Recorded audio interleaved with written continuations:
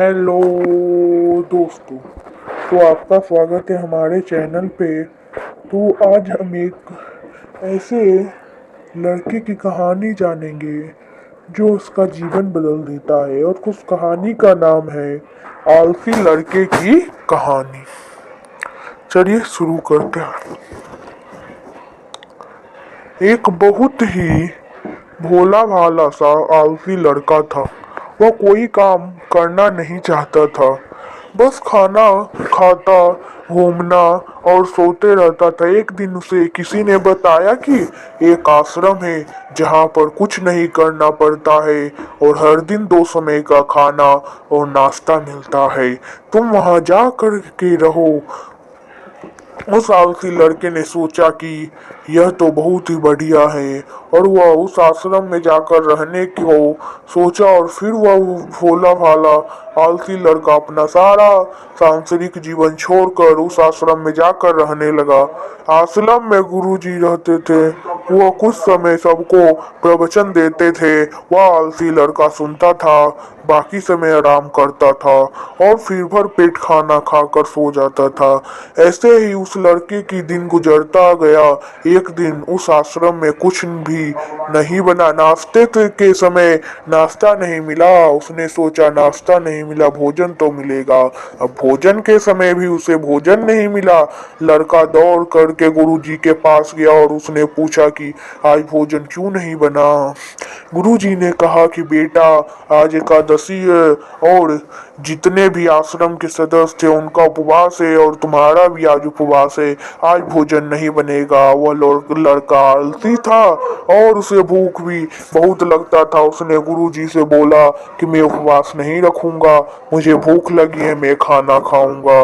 गुरुजी ने बोला ठीक है, जाओ भंडारे में से सामान लेके करके आओ और आश्रम में नहीं बाहर ले जा करके बना लो, लेकिन याद रखना भोजन बनाने के बाद सबसे पहला भोग भगवान को लगाना, फिर तुम प्रसाद पाना। वह लड़का बोला ठीक है, और फिर अनाज लेकर नदी की ओर पहुंचा, भोजन पकाने लगा, तैयार हुआ।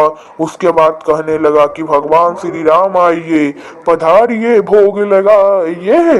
अब जब उसे लगा कि भगवान तो आ नहीं रहे, तो फिर कहने लगा कि मुझे मालूम है आपको तो अच्छे खाने की आदत है, मैं बना नहीं पाया और मुझे अच्छे भोजन बनाने भी नहीं आता, लेकिन जो भी रूखा सूखा बना है आकर खा लीजिए।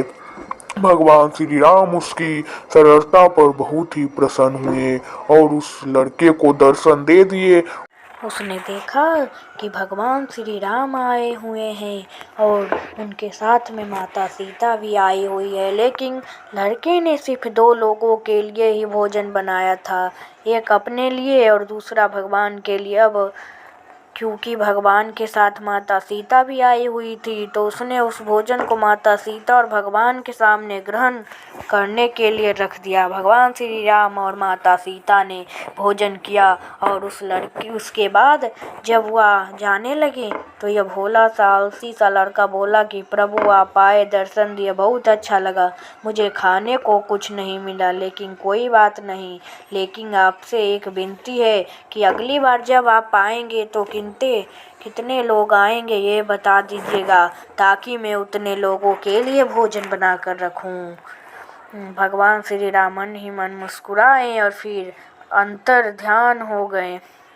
लड़का आश्रम गया, दिन बीतता गया और फिर एकादशी का दिन आया और इस बार उसने 3-4 लोगों के लिए अनाज लेकर के खाना बनाने के लिए नदी के किनारे पहुंचा और उसने बड़े प्रसन्न से भोजन बनाया और इंतजार करने लगा कि प्रभु आइए और भोग लगाइए। इस बार लड़का देखता है कि भगवान श्री राम पूरे राम दरबार ले करके आए हैं, जैसे माता सीता, लक्ष्मण, भरत, हनुमान जी और सभी लोग आए हैं। लड़के ने 3-4 लोगों के लिए भोजन बनाया था और इस बार भी भोजन कम पड़ गया। लड़के ने निराश होकर भोजन को प्रभु के आगे रख दिया। उन्होंने भोजन किया और फिर चले गए। इस बार भी लड़का फिर से भूखा रह गया। अब लड़का फिर आश्रम गया, दिन बीतता गया और फिर एकादशी का दिन आया और इस बार गुरुजी से कहने लगा कि गुरुजी मुझे इस बार थोड़ा ज़्यादा अनाज चाहिए। गुरुजी सोचने लगे कि ये इतना सारा अनाज का करता क्या है, कहीं इसे बेचता तो नहीं है। फिर उन्होंने कहा कि ठीक है, भूखे से परेशान रहता थे। लड़का ने कहा कि नहीं गुरुजी, मैं भूख से परेशान नहीं रहता हूँ, प्रभु के साथ बहुत लोग आते हैं, उनको भी तो भोजन कराना पड़ता है।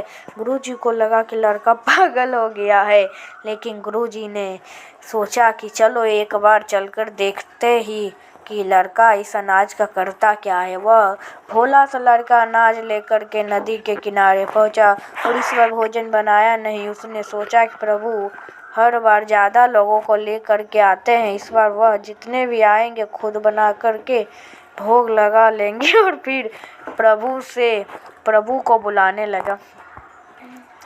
गुरुजी ये सब छुप कर देख रहे थे कि ये भोजन तो बनाया नहीं और प्रभु को बुला रहा, लेकिन लड़के ने देखा कि इस बार प्रभु के साथ बहुत से लोग आए हुए हैं, तो उसने प्रभु के सामने हाथ जोड़ करके कहा कि प्रभु माफ़ करना, आप बहुत सारे लोग आते हो, मुझे सख्ता पता नहीं होती है और मेरी हिम्मत भी नहीं होती है कि इतने सारे लोगों के लिए भोजन बनाऊं।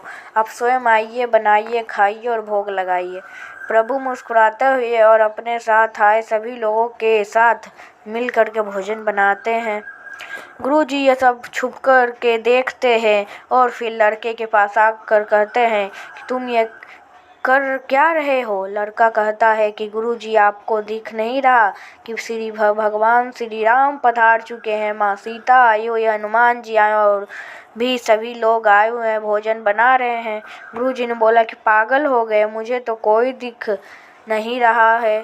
लड़का गुस्सा हो गया और बोला प्रभु आप ये क्या कर रहे हो, एक तो मुझे भूखा रखा है और गुरुजी को दर्शन नहीं दे रहे हो। जो मुझे पागल समझ रहा है, कृपा करके गुरुजी को दिख जाओ। भगवान बोले नहीं, मैं इन्हें नहीं दिख सकता। लड़का बोला क्यों नहीं दिख सकते, मेरे गुरुजी तो बहुत महान है, बहुत बड़ी ज्ञानी और ज्ञात है। भगवान बोले हाँ ज्ञानी और ज्ञात होंगे, लेकिन तुम्हारी तरह सरल नहीं है। जो सरलता तुम में है वो तुम्हारे गुरुजी में नहीं है। लड़के ने यह बात गुरुजी से कह दी कि भगवान श्री राम कह रहे हैं कि आपसे सरलता नहीं, आप मेरी तरह सरल नहीं, इसलिए आपको नहीं दिखा सकते हैं। गुरुजी की आंखें नम से हो गई और रोने लगे कि और बोले कि बिल्कुल सही कहा, मेरे अंदर तुम्हारे जितना सरलता नहीं है। और फिर काफ़ी मांगने लगे। फिर भगवान ने गुरुजी को भी दर्शन दिया। ये कहानी हमें सिखाती है कि जीवन में सरलता जो सबसे आवश्यक है, जितने सरल बने रहेंगे उतना जीवन में आगे बढ़ते चल जाओगे। जब आप सरल होते हैं तो आप खुद भी मुस्कुराते हैं और दूसरों को भी मुस्कुराने की बजा देते हैं। ये स्टोरी आपको अच्छी लगी, मोटिवेशनल स्टोरी, तो प्लीज़ हमारे चैनल को सब्सक्राइब कर लें, लाइक कर लें और कुछ भी आवाज़ बाहरी आया होगा तो मुझे माफ़ करें। हम दिल से आप सभी को सॉरी कहते हैं। टाटा बाय बाय, मिलते हैं हम अगले वीडियो में।